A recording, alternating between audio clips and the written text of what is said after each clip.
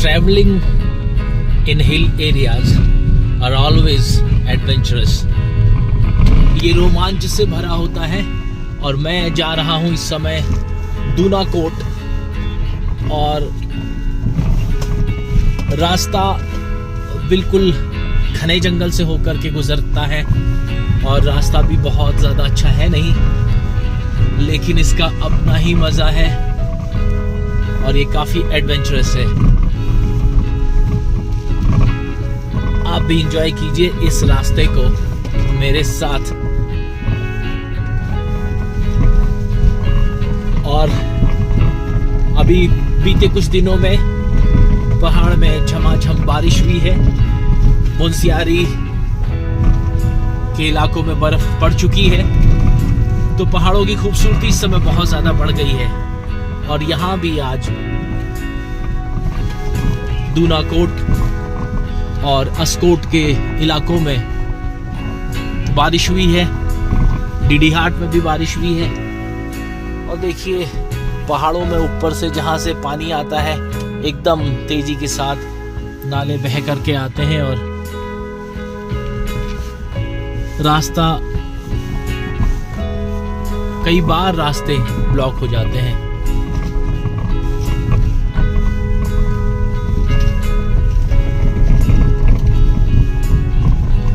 और इन रास्तों में दूर तक किलोमीटरों तक ना तो आपको कभी गाड़ी मिलती है, ना ही कोई इंसान दिखाई देता है कि किसी से रास्ता आप पूछ सको। कभी कभी जीपीएस में भी ये रास्ते शो नहीं करते।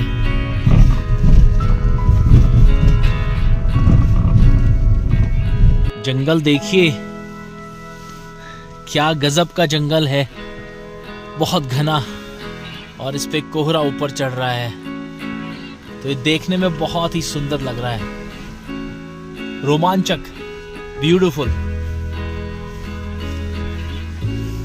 तापमान यहाँ का करीब 8 डिग्री सेंटीग्रेड।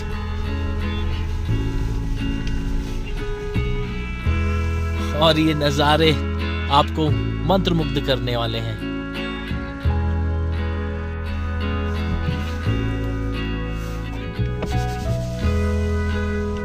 चलिए लंगूर दिखा है एक,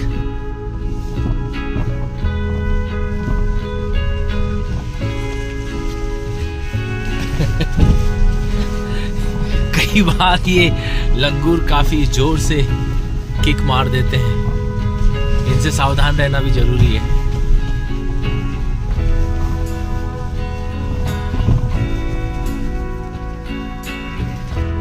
कई जगह ये सड़क कच्ची है,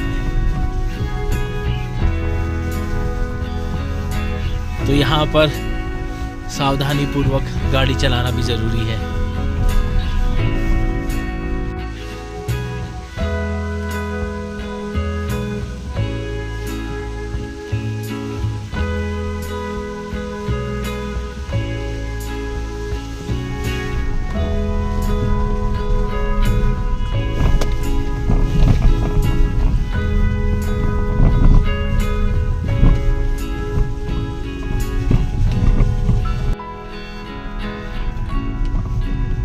दूनाकोट जो डीडीहाट से करीब 19 किलोमीटर दूर स्थित है, ये घने जंगलों से होकर के गुजरता है ये मार्ग। और अब मैं दूनाकोट से करीब 9 किलोमीटर दूर हूँ, मगर इस रास्ते में बहुत ही मज़ा आ रहा है क्योंकि इसकी हरियाली देखते ही बनती है।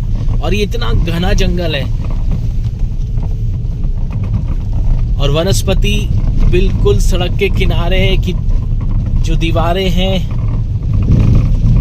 जहां से ये काटी गई है वहां पर भी भरी पड़ी है। तो सचमुच में मजा आ रहा है यहाँ ड्राइव करने में। आप भी मजा लीजिए इस अनदेखे इलाके का।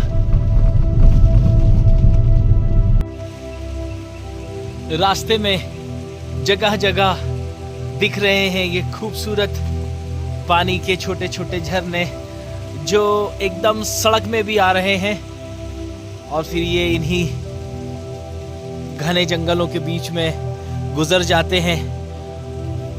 और ये टेरिटरी टाइगर की टेरिटरी भी बताई जाती है, तो मैं अपनी गाड़ी से ज़्यादा दूर नहीं जाऊंगा क्योंकि यहाँ पर टाइगर क्रॉस करते हैं और ये बाघों का इलाका है।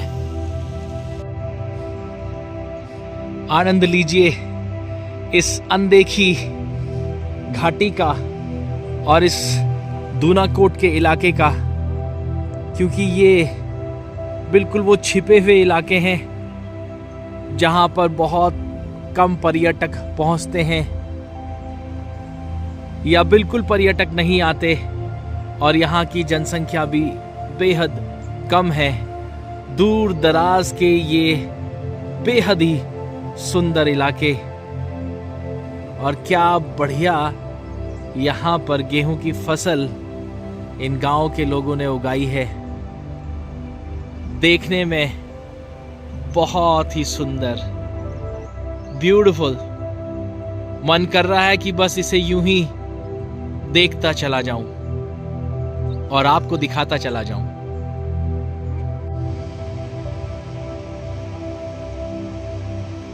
मैं पहुंच चुका हूं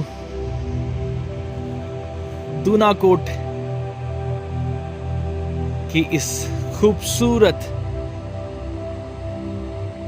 वैली में, और स्थानीय लोगों ने इसे और भी खूबसूरत बना दिया है। इस समय ये गेहूं की और बीच बीच में सरसों इसके जो हो रही है, और ये खेत हरे भरे, इससे ये नज़ारे और भी खूबसूरत हो गए हैं।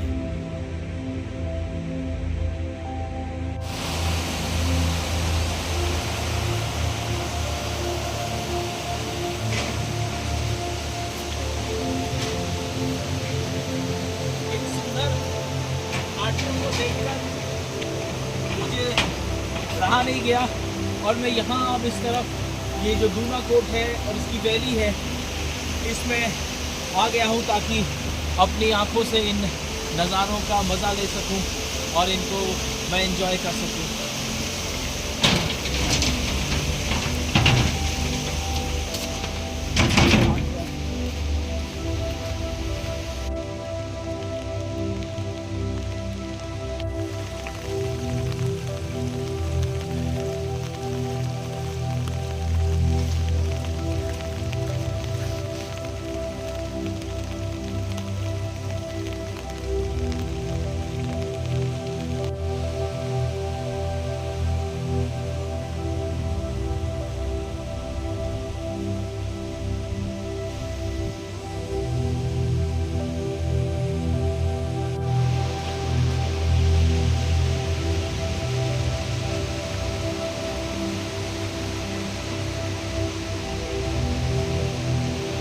इस घाटी को मैंने देखा, बहुत ही खूबसूरत लग रही है। तो ये दूनाकोट जगह है ना, तो दूनाकोट में कुछ खास है, कुछ बता पाएंगे क्या है दूनाकोट में? नदी हमारे यहाँ, हाँ सर इसका नाम रोहतिस नदी है। रोहतिस नदी सर ये छोटे छोटे स्रोतों से मिलकर बनती है, जैसे पेड़ों पे यहाँ से आती है सर, और जंगलों से आती है नदी। अच्छा अच्छा अच्छा, हाँ। और यहाँ जो जितनी भी खेती देख रहे हो सर, ये सब हमारे यहाँ जैविक खाद से उगाई जाती है, और हमें किसी भी सर बाज़ार के खाद्य पदार्थों पे डिपेंड नहीं रहना पड़ता है। यहाँ हम अपनी खेती उगा के, मतलब पौष्टिक एकदम शुद्ध खेती, इसको वाह, बहुत ही बढ़िया। ये तो अच्छा, यहाँ कोई भी रासायनिक खाद का प्रयोग इन खेतों में नहीं किया जा रहा है ना? इसका मतलब तो ये है कि दूनाकोट के लोग भाई जितना भी यहाँ पर चीज़ें उगाई जाती हैं वो सब बिल्कुल ऑर्गेनिक हैं। ये जानकर तो बड़ी खुशी हुई। अच्छा, अभी गेहूं और सरसों हो रहा है और धान वान भी हो जाता है क्या यहाँ? अच्छा, और सब्जियों में क्या क्या हो जाता है? हाँ,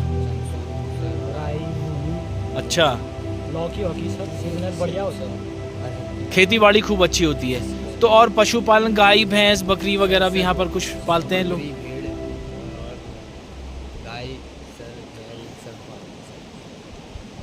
चलिए, बहुत अच्छा।